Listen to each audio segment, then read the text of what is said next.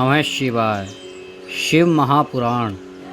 मोक्षदायक पुण्य क्षेत्रों का वर्णन, काल विशेष में विभिन्न नदियों के जल में स्नान के उत्तम फल का निर्देश तथा तीर्थों में पाप से बचे रहने की चेतावनी।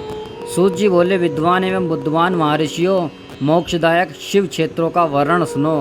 तत्पश्चात मैं लोक रक्षकों के लिए शिव संबंधी आगमों का वर्णन करूँगा। पर्वत, वन और कानों सहित इन पृथ्वी का विस्तार 50 करोड़ योजन है।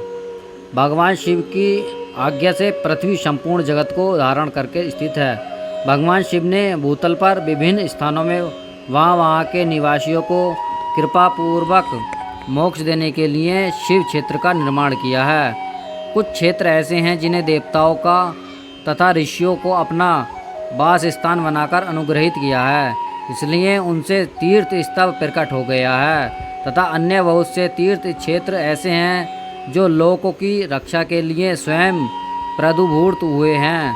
तीर्थ और क्षेत्र में जाने पर मनुष्य को सदा स्नान, दान और जप आदि करना चाहिए, अन्यथा वह रोग, दरिद्रता तथा मूर्खता आदि दोषों को भागी होता है। जो मनुष्य इस भारतवर्ष के भीतर मृत्यु को प्राप्त होता है, वह अपने पुण्य के फलों को ब्रह्मलोक में वास करके पुण्य क्षय के पश्चात पुनः मनुष्य योनियों में ही जन्म लेता है। पापी मनुष्य पाप करके दुर्गति में पड़ता है। ब्राह्मणों, पुण्य क्षेत्र में पाप कर्म किया जाए तो वह भी दृढ़ हो जाता है। अतः पुण्य क्षेत्र में निवास करते समय सूक्ष्म अथवा थोड़ा भी सभी पाप न करें। सिंधु और शतद्रुद्र सतलज नदी के तट पर बहुत से पुण्य क्षेत्र हैं। सरस्वती नदी परम पवित्र और 60 मुख वाली कही गई है, अर्थात उसकी 60 धाराएं हैं। विद्वान पुरुष सरस्वती के उन धाराओं के तट पर निवास करें तो वह क्रमशः ब्रह्म पद को प्राप्त कर लेते हैं। हिमालय पर्वत से निकलती हुई पुण्य सलीला गंगा 100 मुख वाली नदी, उसके तट पर काशी, प्रयाग तथा अनेक पुण्य क्षेत्र हैं। वहाँ मकर राशि के सूर्य होने पर गंगा की तटभूमि से पहले ही अधिक प्रशस्त एवं पुण्यदायक हो जाती है।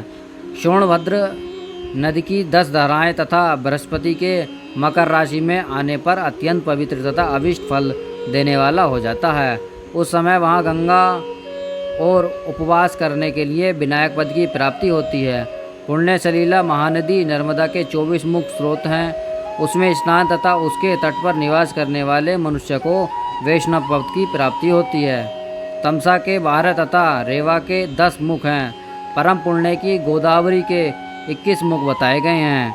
वह ब्रह्म हत्या तथा गोवध के पाप का भी नाश करने वाली एवं रुद्रलोक देने वाली है। कृष्णवेदी नदी जल बड़ा पवित्र है। वह नदी समस्त पापों का नाश करने वाली है। उसके 18 मुख बताए गए हैं तथा वह विष्णुलोक प्रदान करने वाली है। तुंगभद्रा के 10 मुख हैं, वह ब्रह्मलोक देने वाली है। पुण्य सलील स्वर्ग स्वर्ण मुखरी के 9 मुख कहे गए हैं। ब्रह्मलोक से लौटे हुए जीव उसी के तट पर जन्म लेते हैं। सरस्वती नदी पंपा सरोवर, कन्याकुमारी, अंतरीप तथा शुभकारक श्वेत नदी है। ये सभी पुण्य क्षेत्र हैं। इनके तट पर निवास करने वाले इंद्रलोक की प्राप्ति होती है। सहस्त्र पर्वतों से निकली हुई महानदी कावेरी परम पुण्य में ही है। उसके 27 मुख बताए गए हैं। वह संपूर्ण अभिष्ट वस्तुओं को देने वाली है। उसके तट स्वर्गलोक की प्राप्ति करने वाले तथा ब्रह्म और विष्णु पद देने वाले हैं। कावेरी जो तट शिव क्षेत्र के अंतर्गत है, वह अभिष्ट फल देने के साथ ही शिवलोक प्रदान करने वाला भी है। नेमिषपरायण तथा बद्रिकाश्रम सूर्य और पृथ्वी के मेष राशि में आने पर यदि स्नान करें तो उस समय वहाँ किए हुए स्नान, पूजन आदि को ब्रह्मलोक की प्राप्ति कराने वाला जानना चाहिए। सिंह और कर्क राशि में सूर्य की संक्रांति होने पर सिंधु नदी में किया हुआ स्नान तथा केदार तीर्थ पर जल का पान एवं स्नान ज्ञानदायक माना गया है। जब बृहस्पति सिंह राशि में स्थित हो, उस समय सिंह की संक्रांति युक्त भद्रप्रद मास में यदि गोदावरी के जल में स्नान किया जाए तो वह शिवलोक की प्राप्ति कराने वाला होता है। ऐसा पूर्व काल में स्वयं भगवान शिव ने कहा था। जब सूर्य और बृहस्पति कन्या राशि में स्थित हों, तब यमुना और सोनभद्र में स्नान करें। वह स्नान धर्मराज तथा गणेश जी के लोक में महान भोग प्रदान करने वाला होता है। यह महर्षियों की मान्यता है। जब सूर्य और बृहस्पति तुल राशि में स्थित हो उस समय कावेरी नदी में स्नान करें। वह स्नान भगवान विष्णु के वचन की महिमा से समर्पण अभिष्ट वस्तुओं को देने वाला माना गया है। जब सूर्य और बृहस्पति वृश्चिक राशि पर आ जाए तब मार्गशीर्ष अघन के महीने में नर्मदा में स्नान करने के श्री विष्णुलोक की प्राप्ति हो सकती है। सूर्य और बृहस्पति धनराशि में स्थित होने पर सुवर्ण मुखरी नदी में किया हुआ स्नान शिवलोक प्रदान करने वाला होता है। जैसा कि ब्रह्मा जी का वचन है कि जब सूर्य और बृहस्पति मकर राशि में स्थित हों उस समय माघ मास में गंगा जी के जल में स्नान करना चाहिए। ब्रह्मा जी का कथन है कि वह स्नान शिवलोक की प्राप्ति कराने वाला होता है। शिवलोक के पश्चात ब्रह्म और विष्णु स्थान में सुख भोग करने पर अंत में मनुष्य की ज्ञान की प्राप्ति हो जाती है।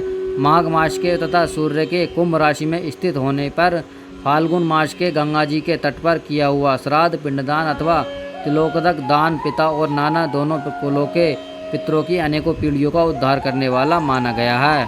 सूर्य और बृहस्पति जब मीन राशि में स्थित हो तब कृष्णवेगी नदी में किए गए स्नान की ऋषियों ने प्रशंसा की है। उन महीनों में पूर्वोक्त तीर्थ में किया हुआ स्नान इंद्रपद की प्राप्ति कराने वाला होता है। विद्वान पुरुष गंगा अथवा कावेरी नदी का आश्रय लेकर तीर्थवास करें। ऐसा करने से तत्काल किए हुए पाप का निश्चय ही नाश हो जाता है। रुद्रलोक प्रदान करने वाले बहुत से क्षेत्र हैं। ताम्रपर्णी और वेगवती ये दोनों नदियां ब्रह्मलोक की प्राप्ति रूप फल देने वाली हैं। इन दोनों के तट पर कितने ही स्वर्गदायक क्षेत्र हैं। इन दोनों के मध्य में बहुत से पूर्ण प्रद क्षेत्र हैं। वहाँ निवास करने वाला विद्वान पुरुष वैसे ही फल का भागी होता है। सदाचार उत्तम वृत्ति तथा सद्भावना के साथ मन के दया भाव रखते हुए विद्वान पुरुष का तीर्थ में निवास करना चाहिए, अन्यथा उसका फल नहीं मिलता। पुण्य क्षेत्र में किया हुआ थोड़ा सा भी पुण्य भी अनेक प्रकार के वृद्धि को प्राप्त होता है तथा वहाँ किया हुआ छोटा सा भी पाप महान हो जाता है। यदि पुण्य क्षेत्र में रहकर भी जीवन बताने का निश्चय हो तो उस पुण्य संकल्प को उसका पहले का सारा पाप तत्काल नष्ट हो जाता है, क्योंकि पुण्य को ऐश्वर्यदायक कहा गया है। ब्राह्मणों तीर्थवास जनित पुण्य कायिक वचिका और मानसिक सारे पापों का नाश कर देता है। तीर्थ में किया हुआ मानसिक पाप वज्रलेप हो जाता है, वह कई कल्पों तक पीछा नहीं छोड़ता। वैसा पाप केवल ध्यान से ही नष्ट होता है, अन्यथा नहीं। वचिक पाप जप से तथा कायिक पाप शरीर को सुखाने जैसे कठोर तप से नष्ट होता है। अतः सुख चाहने वाले पुरुषों को देवताओं की पूजा करके और ब्राह्मणों को दान देते हुए पाप से बचकर ही तीर्थ में निवास करना चाहिए।